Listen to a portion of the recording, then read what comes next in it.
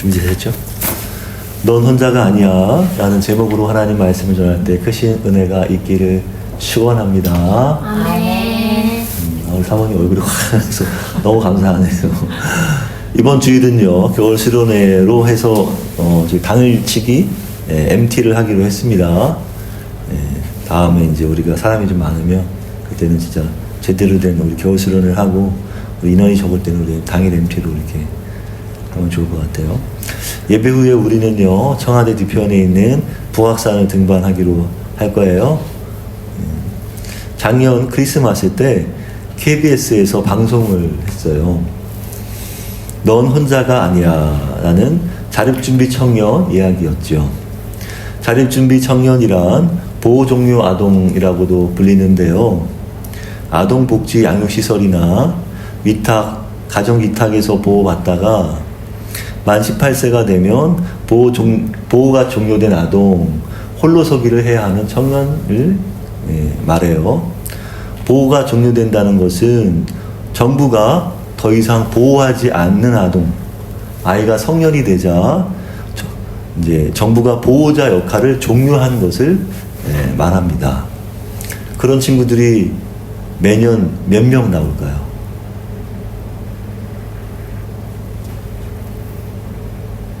사회에 몇 명 나올까요? 한 해 무려 2,500명 나온다고 합니다. 의지할 사람 없이 혼자 살아간다는 것이 얼마나 두려울까요? 우리는 부모 아래서 산다는 게 무척 힘든데 말이죠. 전 이 방송을 보고 미안하고 부끄럽고 죄책감이 들었어요. 그래서 이 이야기를 나만 하면 안 되겠다. 우리 하나된 교회 가족들과 함께 나누면 좋겠다는 생각이 들어서 이렇게 이번 주는 이들의 삶의 이야기를 있는 그대로 우리 들어보기로 해요. 그들을 통해서 우리가 얼마나 그들의 얘기만 듣기만 해도 그냥 감사해. 그런 생각이 절로 들 거예요. 하나님의 보호를 얼마나 내가 받고 있었는지를 돌아보고 그런 청년을 돕자는 의미로 이야기를 나눌게요. 방송에는 4명의 자립준비 청년이 소개되었어요. 첫째는 홍승주라는 청년이에요. 나이는 23살. 자립한 지 3년 차인데 복싱 국가대표를 꿈꾸고 있죠. 그는 사회 첫 발을 내딛는데 외롭다기보단 혼자 남는다는 두려움이 컸다고 해요. 부모님에 관한 기억은 없대요. 자립 후 자신을 달래준 것은 복싱이었어요. 스트레스도 없고 잡생각도 없어지고 현실 도피 수단이었죠. 그런데 다른 걱정이 생겼어요. 홍승주 왈이 무슨 말인지 알죠? 말하다는 뜻이에요. 왈. 경제적인 부분이 가장 힘든 것 같다. 운동만 하고 싶은데 딴 걱정해야 하니까 생계 걱정 없이 복싱만 하고 싶은데 말이죠. 승주가 한 달에 쓸 수 있는 생활비는 15만 원이에요. 그 돈으로는 복싱 장비는커녕 식료품 하나 마음 편히 살 수가 없어요. 기본적인 생필품조차 부족해 작은 냉장고가 비었어요. 대출이자에 관리비에 공과금까지 내면 냉장고 채울 돈이 없어요. 반찬이라곤 김치와 달걀이 전부라 김치에 밥을 볶아 먹었어요. 밥이라도 실컷 먹으면 좋을 텐데 먹을 밥도 반찬도 없는 거예요. 운동을 하려면 잘 먹어야 하지만 한 푼이 아쉬우니 먹는 것부터 줄일 수밖에. 집안에 불도 안 켜고 살아요. 정부로부터 월 50만 원 정도 지원받는데요. 쓰는 건 관리비나 통신비 내면 15만 원 정도 남는 거예요. 자립 후 직장을 그만두고도 소득 신고를 제대로 못해서 자립지원금이 줄어든 상태라 합니다. 소득이 없으면 다시 이제 복귀를 해야 되는데 복귀가 안 되고 있어요. 신고를 못해가지고. 지금 사는 집은요 자립지원 대출로 구한 첫 번째 집인데요. 침대 프레임은 부서졌고요. 커튼은 스카치 테이프로 이렇게 붙여놨어요. 승주의 어릴 적금은 축구 선수였어요. 소질이 있다는 말도 들었는데 다니던 학교가 폐교되어 축구 선수의 꿈도 포기해야 했다네요. 부모가 있었더라면 어땠을까요? 축구부가 있는 학교를 갈 수도 있었을 텐데 말이에요. 관장은 이 체육관 관장은요, 승주를 눈여겨봤어요. 관장 왈. 먼저 본인 자체가 절실하고 운동은 근성, 노력, 성실이 중요한데 승주는 운동 하나 안 빠지고 시키는 거 다 하고 아주 성실해요 라고요. 아직 아마추어 실력도 못 되지만 승주는 복싱 국가대표가 꿈이죠. 복싱도 3개월마다 장비를 바꿔야 한다고 하는데 자신이 마음에 들어하는 장비가 매장에 들어왔다니까 인천에 있는 매장에 가서 흰색 권투글러브 하나 들더니 13만 5천 원이라고 하니까 좀 만지작거리다가 그냥 돌아왔어요. 승진은 서울시 은평구 자립준비 청년 지원센터에 도움을 얻기로 했는데요. 지원 사업이 복싱 유망 선수는 도움을 줄 수가 없어서 남은 시간 아르바이트를 구하기로 했어요. 그리고 집에 돌아와서도 공부를 해요. 체육관을 운영하거나 지도자가 되려면 스포츠 지도자 자격증이 필요하다고 해서 그것 따르고 열심히 공부도 합니다. 한 재단에서 자립준비 청년에게 식재료 꾸러미를 보내줬어요. 이 방송에 제작 지원비를 댄 아마 KBS 강태원 복지재단일 거예요.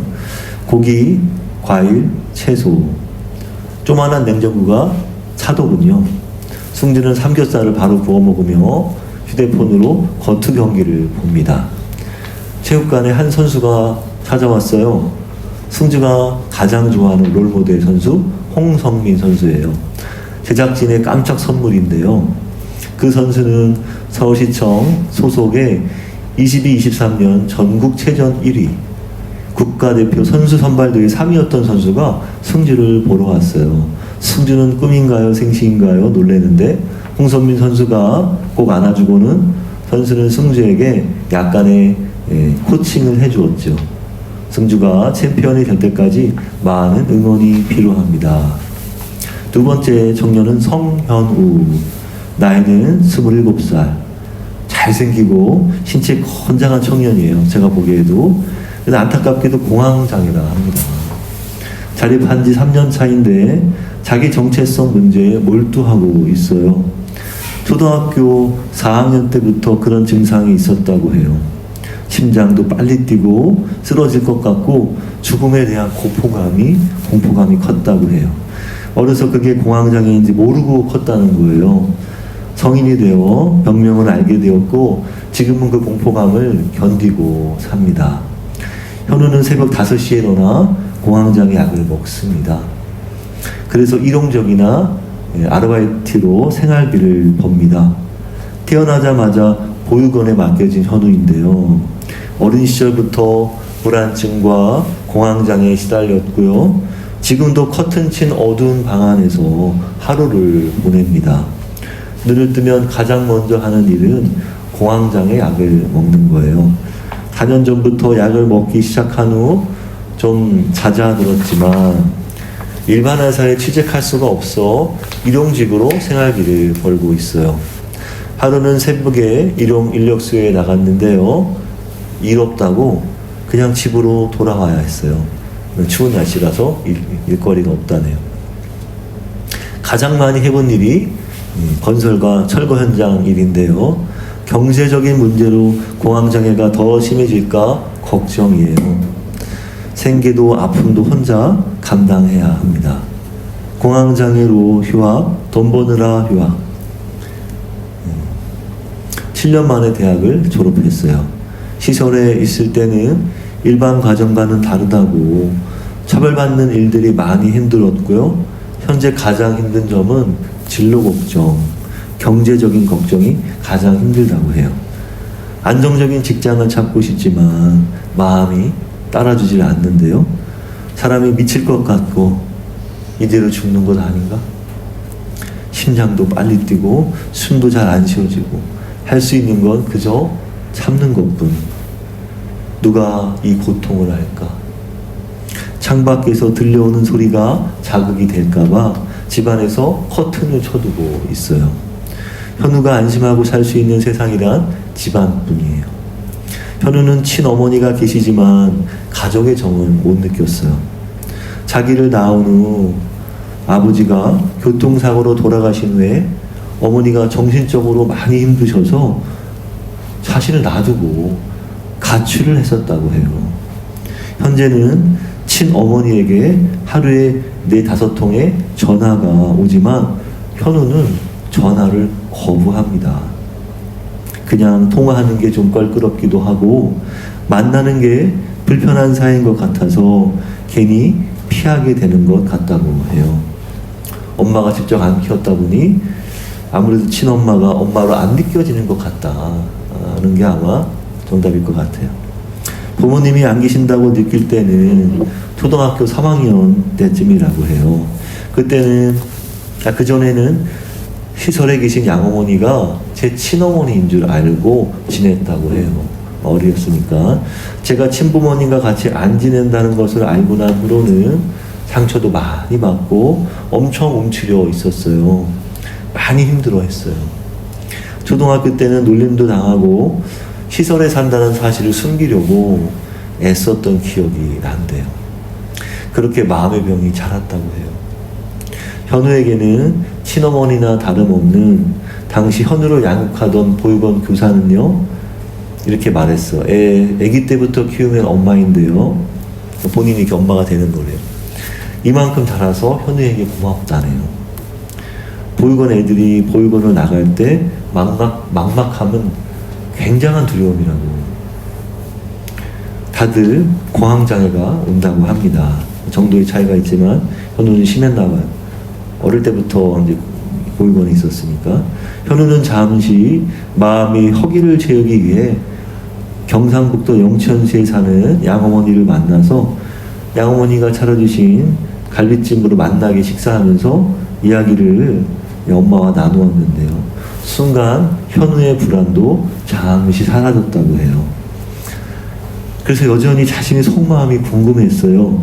그래서 마음의 고통이 뭔지 알아보기로 했어요. 현우는 자아 찾기를 하려고 심리상담연구소에서 진단을 했어요. 현우 마음에는 어떤 고통이 있을까요? 불안, 우울, 반사회적 특성, 낮은 자존감, 직업적 곤란함.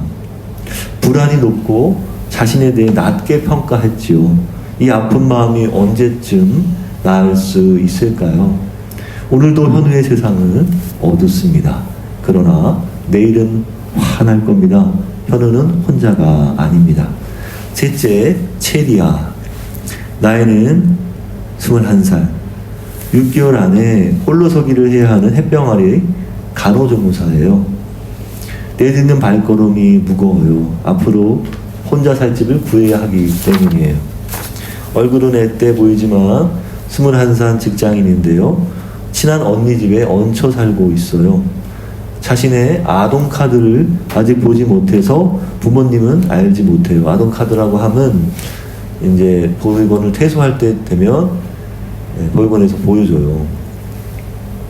이제 본인의 기록에 대한 처음에 들어올 때 적혀진 기록, 뭐 초록 파일이라고 하기도 하고 아동카드라고 불리기도 합니다. 이걸 아직 안 봤어요. 초등학교 1년 때, 제가 겁이 있어서 그런 것 같아요. 겁이 나가지고. 초등학교 1년 때 서울 보육시설로 왔어요. 리아왈. 부모님이란 단어는 저에게 살짝 어색한 것 같아요. 이렇게 얘기했어요. 자립 청년들 만나면 집 얘기밖에 안 합니다. 언제까지 구해야 해? 보증금 얼마 내야 해? 머릿속이 온통 직생각뿐. 리아의 직장은 소아청소년과 의원인데요. 이거 제가 알아봤더니 그 소아청소년과 의원 이름이 아이키예요. 아이키 소아청소년과 의원. 이거 어디 있냐 하면 그 마포에서 이제 그 어디야 서대문구 쪽 이제 광화문 쪽 들어가는 그쯤에 아현역 근처에 있어요. 원장님과 인연으로 일하게 되었대요. 소아청소년과 김종환 원장이 리아를 알게 된 것은요, 서울시에서 운영하는 보육원에 봉사활동을 가서 알게 되었다는데요. 거기 애들의 꿈이 대부분 사회복지사래요. 자기 주위에 가장 좋은 사람이 사회복지사들 뿐이니 이 아이들의 노출이 부족하구나, 이 아이들에게는 필요하겠구나, 이런 노출이 필요하겠구나 싶어가지고 그래서 리아를 취직시켰다고 하네요. 그러면 이제 아무래도 의사가 가장 좋은 사람으로, 꿈도 의사나 간호사로 바뀌지 않을까 아마 그런 생각을 아마 하지 않았을까. 리아는 빨리 돈을 벌고 싶어 일을 구했대요.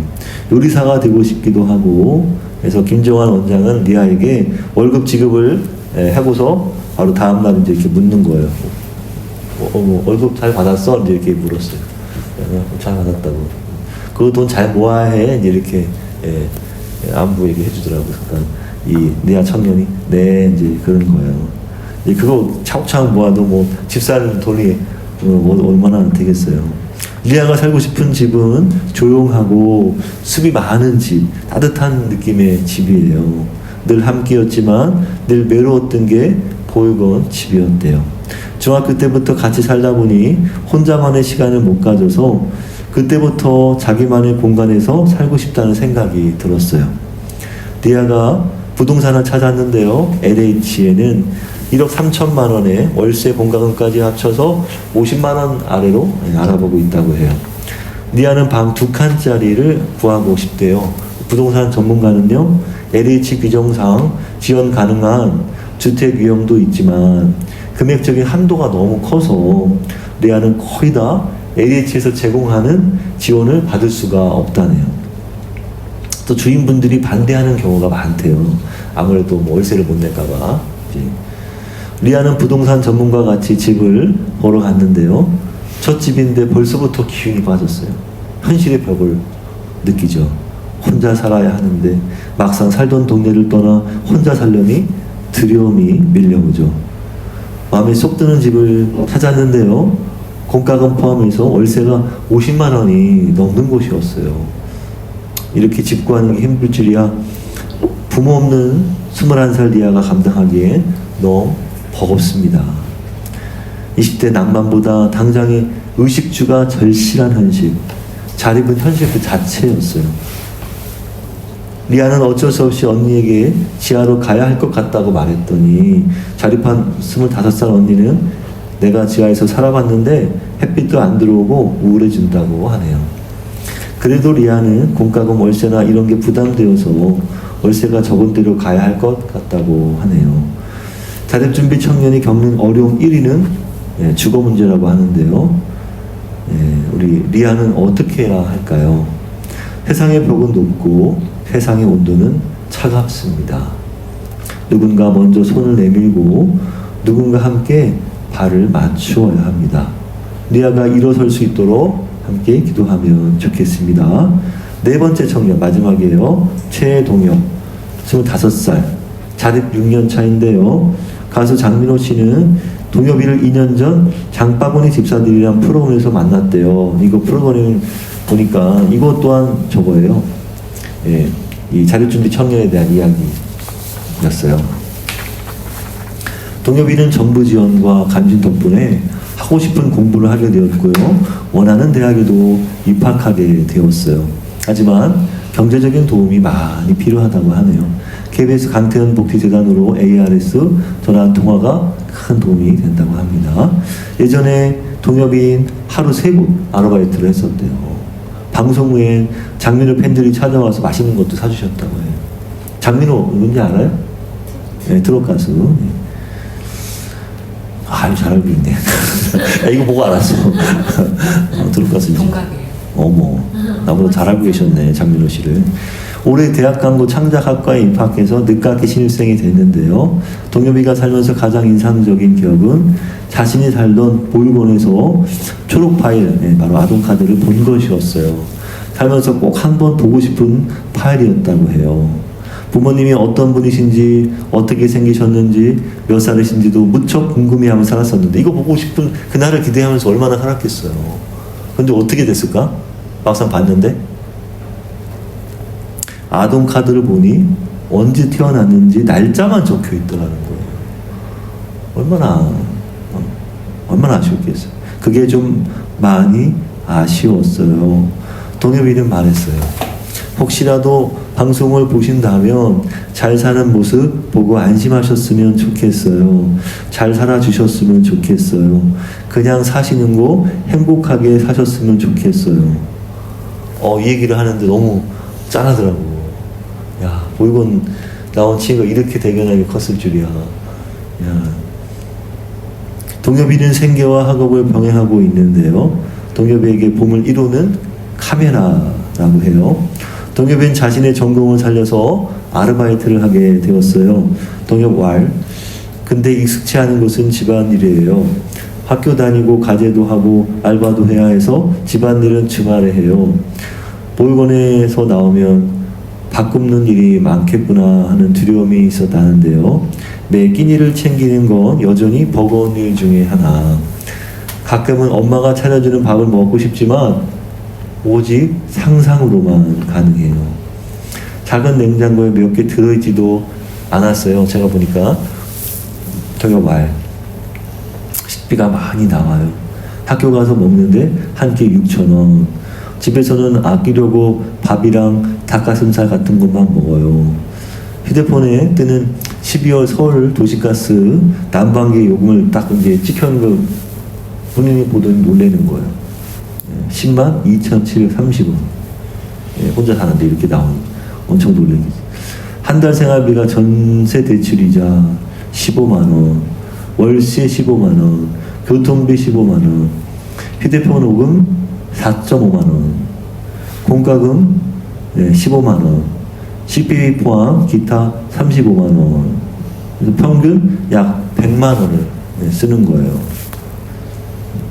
상하수도 고지서 보니까 이거는 25년 6월분 거더라고 보니까 다시 봤더니 미납 금액이 28,970원이 나와 있어요. 한 달 주택 청약에는 10만원, 저축 30만원, 그래서 요거로 또 40만원이 매달 들어가는 거예요. 사는 게 거의 없대요. 옷 산 지도 4년이나 되었고, 동엽왈, 친구가 옷 버린다면 가서 필요한 것 있으면 주워와요. 그러는 거예요. 근데 동엽이는 주워온다는 얘기가 아주 웃으면서 얘기하는 거예요. 부끄러운 기색이 하나 없더라고요. 그러니까 너무 애가 잘 컸구나. 은평구청 가족정책과 아동보호팀 김미선 주무관 왈. 카페를 하나 만들었는데요.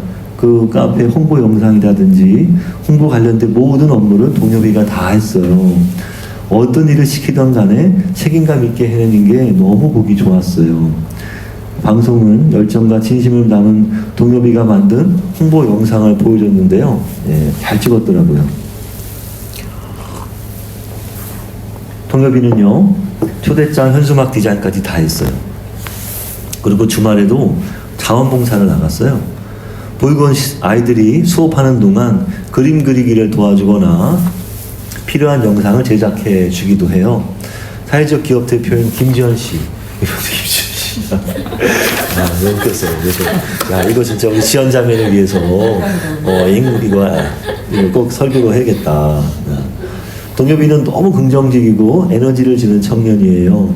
보육원에서 자란 친구들의 공통된 아픔은 있잖아요. 그럼에도 동엽이는 잘 극복하고 열심히 사는 모습이 너무 좋더라고요. 이분이 너무 활짝 웃으시면서 이렇게 칭찬해 주는 거예요. 아이들과 시간을 보내다 보면 자신의 어린 시절이 떠오르곤 한다고. 동엽이 왈, 아이들이 여기서 자신을 찾아가는 여정을 항상 그리는데요. 어느 날은 되고 싶은 것을 그리는 시간이 있었어요. 아이들은 웹툰 작가, 선생님도 그리고 다양한 직업을 그리더라고요. 근데 나는 어렸을 때 뭐가 되고 싶었나? 싶다고 생각해 본 적이 있었나? 어른들이 저한테 기대했을 때 전 기대를 저버리지 않기 위해서 그냥 그것만 보고 살았던 것 같아요. 어떻게든 성적을 잘 받으려고, 그래야 이뻐해 주시니까 이쁨 받기 위해 열심히 공부했던 것 같아요.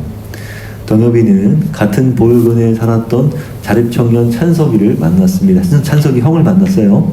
그는 현재 위기에 처한 자립준비 청년을 위해 법인을 하나 설립했는데요. 찬석이의 기획에 동엽이가 홍보로 돕기로 했는데요. 이름은 사단법인 아이키 파운데이션입니다. 아까 그 우리 아이키 소아청소년과 그러니까 관련이 있어 보여요. 법인을 만든 계기는 작년에도 여자 선배가 집에서 혼자 굶어 죽었고 3년 전 자립준비 청년이 극단적인 선택을 했었다고. 그게 현타가 왔던 게 자립준비 청년이 죽으면 다 같이 공동 화장돼서 묻힌다. 어디 묻힐 데도 없는 거야. 공동 화장이야. 옆에서 보면서 슬프다고 말이에요. 자립준비 청년 지원 기간은 5년으로 정해져 있어요. 그러니까 이제 보육원에서 나오면 5년 정도 지원을 해주는데 기간이 끝나도 여전히 지원이 필요한 경우가 많지요.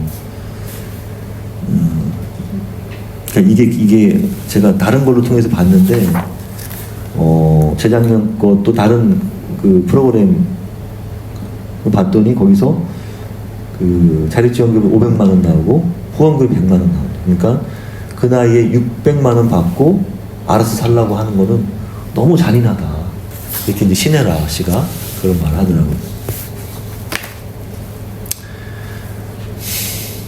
찬소발 연락이 안 돼서 직접 찾아가면 굶어서 집에 그냥 누워 있거나 집이 쓰레기장처럼 되어 있거나 합니다. 찬석은 내가 왜 그 친구에게 연락 한번 못했을까?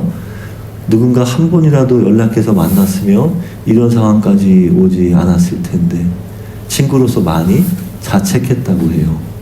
그들은 자신들과 같은 처지에 있는 자립준비 청년을 돕고자 하더군요. 동엽이는 말해요. 평범하게 사는 게 제일 어렵다고.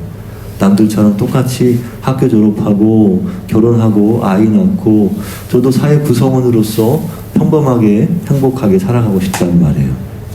누군가 자신을 응원해 주는 걸 알게 되면서 힘들어도 포기하면 안 되는 걸 알게 되었다고 해요.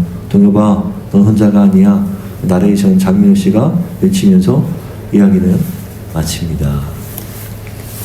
이들이 사는 얘기를 들으면서 여러분 우리는 무엇을 느꼈나요? 저 같으면 벌써 몇 번이고 극단적인 선택을 했을지 몰라요. 저들은 근데 어떻게 견디고 살았잖아요. 참 장하고 대견하다고 봅니다. 지금도 우리는 참 약하죠. 부모님 살아계시고 부모로부터 온갖 사랑과 정과 경제적 정서적 지원을 받고 있는데도 부모가 있으면 지극히 당연하다고 여기고 부모로부터 받는 모든 지원도 무척 당연히 여깁니다. 그리고 더 못 받은 거 불평하기도 하죠. 그러나 저들은 부모도 피부치 형제도 없이 홀로 사니 얼마나 인생이 원망스럽겠습니까? 얼마나 비관했겠어요. 신이 있다면 왜 나를 이렇게 태어나게 하셨느냐고. 내 존재가 무슨 죄냐고 하지 않겠어요? 그러나 지금은 꿋꿋이 살잖아요. 그들의 존재 자체가 죄입니까?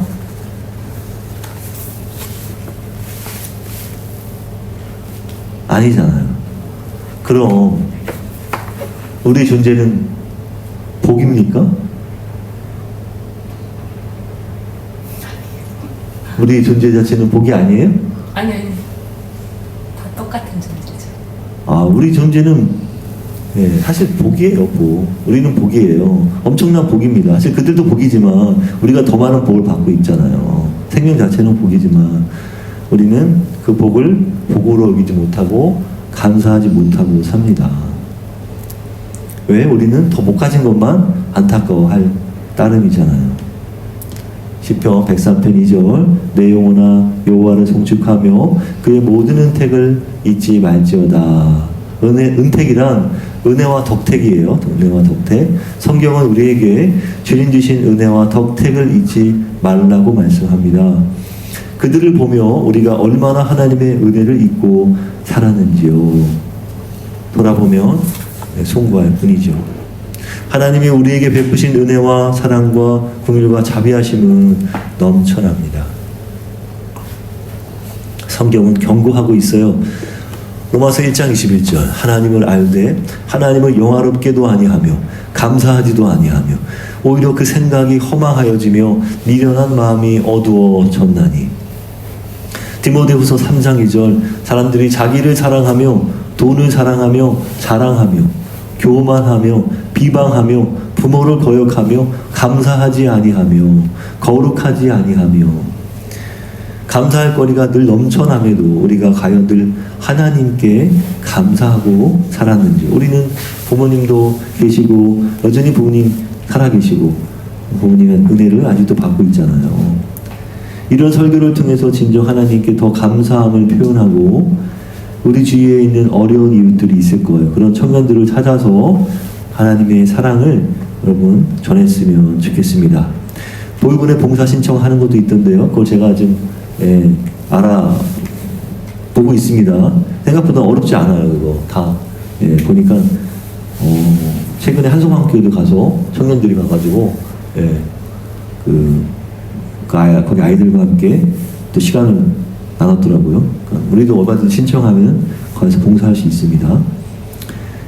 거기 봉사 중에 제가 올려놓은 거 혹시 링크 보셨어요? 네.